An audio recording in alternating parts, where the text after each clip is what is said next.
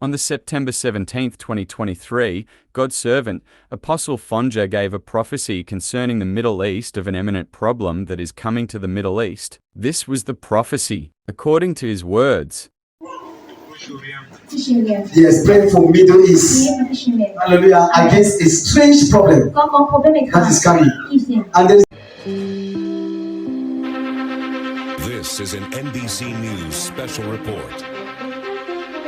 Good morning, everyone. I'm Laura Jarrett alongside Joe Fryer here in New York. We have breaking news out of Israel this morning where Hamas has launched a surprise attack within Israel's borders overnight. First, launching rockets from the Gaza Strip, then sending militants into the streets of the southern part of Israel. Hundreds of people have been injured. Several have been killed, but that number could be much higher. You are looking at live pictures there. Let's go right to NBC's Raf Sanchez, who is in the south of Israel. Raf, good morning. What is the latest where you are? Joe, Laura, good morning. Israelis woke up today to find their worst nightmares had come true in the form of a massive surprise attack by Palestinian militants from Gaza.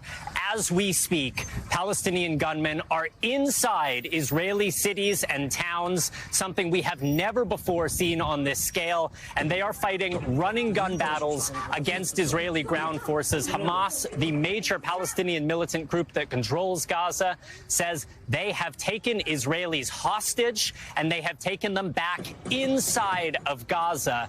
Now, the Israeli military says this infiltration came by land, by sea, and by air in the form of Hamas gunmen on paragliders infiltrating into Israeli territory. And this was done under the cover of a barrage of more than 2,000 rockets fired in the early hours of this Shabbat morning. Guys,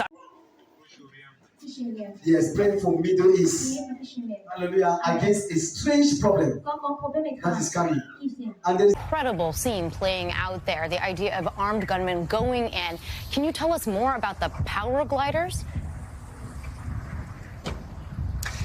we have never seen anything like this before, Laura. When Hamas has tried to get into southern Israel previously, they have done it sometimes through underground tunnels under the border. They have done it sometimes in small boats going out into the Mediterranean and then back onto the Israeli shoreline.